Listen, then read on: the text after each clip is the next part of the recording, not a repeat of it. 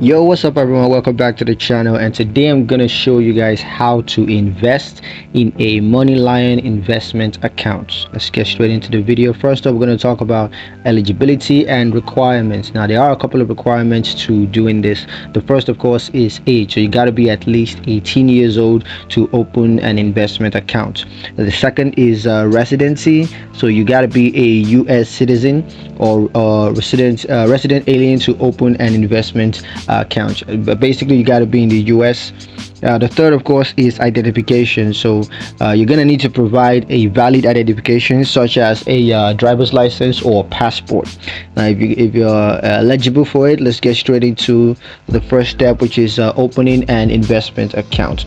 Now what you want to do first is to get the Moneylion app from the App Store for iOS devices, or you could get that from the Google Play Store for Android devices, and then just sign up for a Moneylion account. So you got to create a Moneylion account by providing your email address. You got to create a password, and of course you got to fill up other personal informations. And then next, once you log into the app, you just got to tap navigate to the invest section of the app, and then you got to choose your investment portfolio. So you could select a pre-built investment portfolio, or you could create a custom portfolio. Now as for funding your investment accounts, there are a couple of things to note. So the first, of course, is to link a funding source. So you can connect a bank account, a debit card, or other funding source to your Moneylion investment account.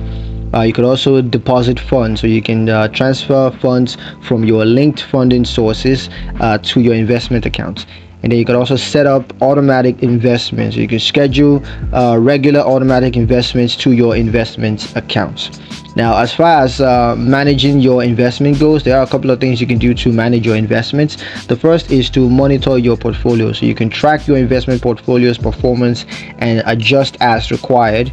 You can also rebalance your portfolio. You got to periodically rebalance your portfolio to maintain your target asset allocations.